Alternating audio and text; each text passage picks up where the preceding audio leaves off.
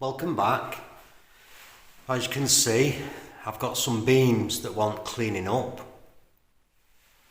So at the moment,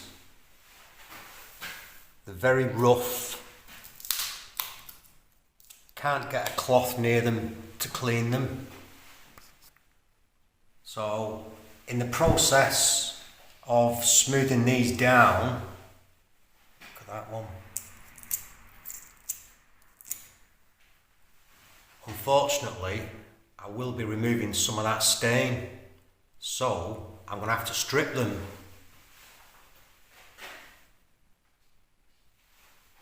Just can't be cleaned at all.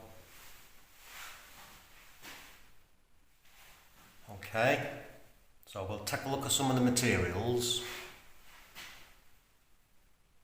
First of all, protection.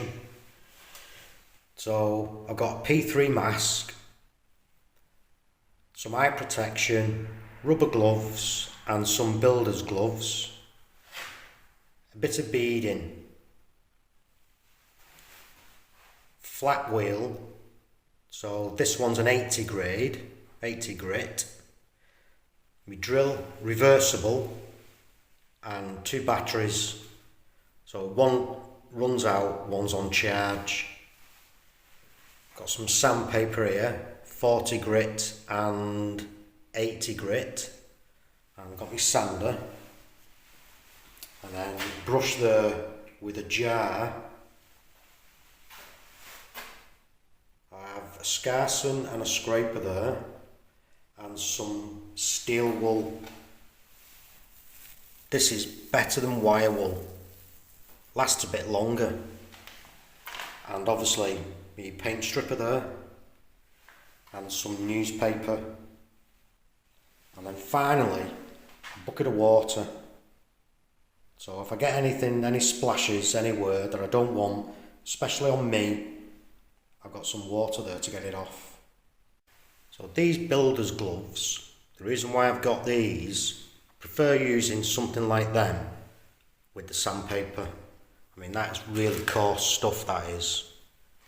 And then also, this bit of bead with the edge there, all the way around, there's silicone on the beams. So if we just look at this one here, silicone there, so we can't paint up, and I need to remove it because there's going to be stain behind that, and there's no way I'm painting all the way onto this. And aside that, you can't paint onto silicone. So I'll get rid of that. Just the last bit of silicone to remove here now.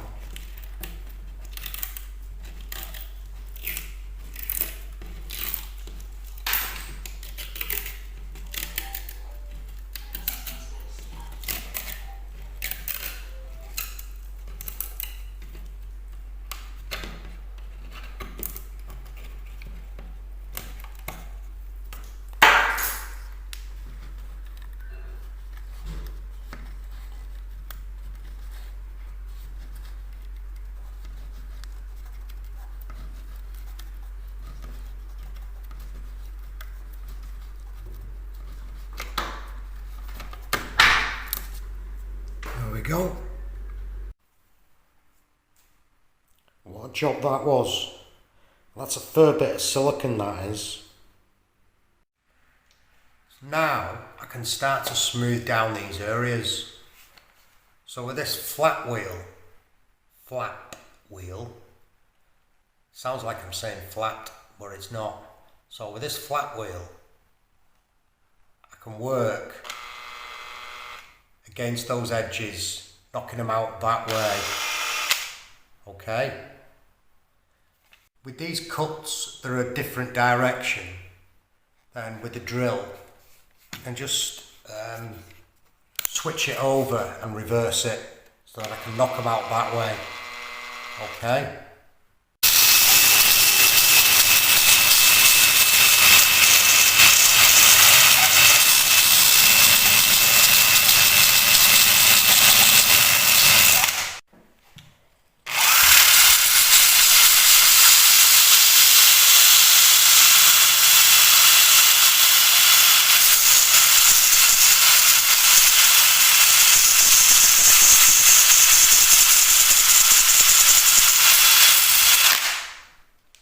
after smoothing out these bad cuts, then easier just with the sandpaper. 80 grade. Take along the flats. This is only to smooth it off, so it makes it easier for me to strip. This is really rough wood, this is. So then onto the back of the hand there, and just run along the bottom edge, and I can smooth that off quite quick. And then I'm ready to get some paint stripper on this. So I've got paint stripper in the jar there.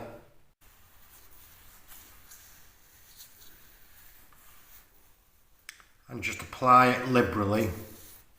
Leave it for 15 minutes.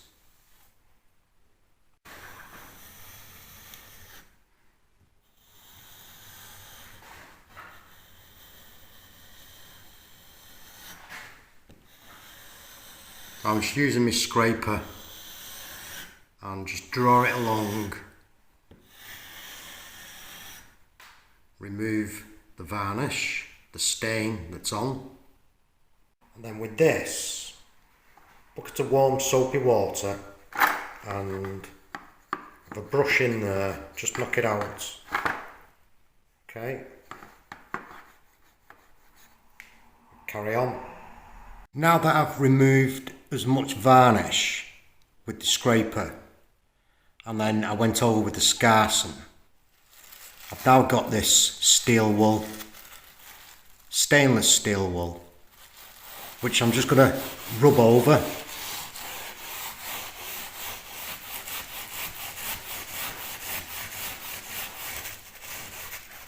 And just keep doing that all the way along it.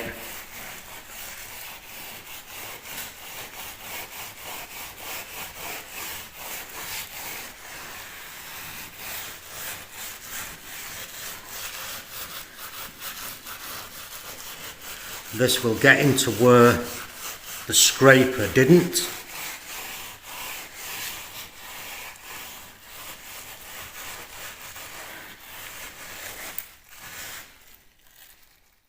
Okay, turn it over.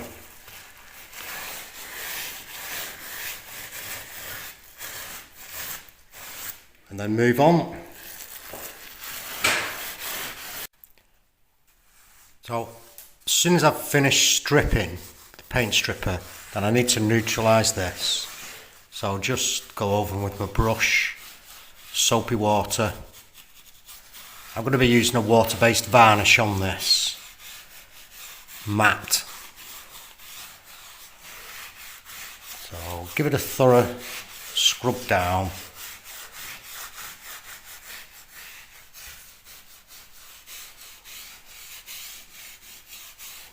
And then just remove any moisture, any other water.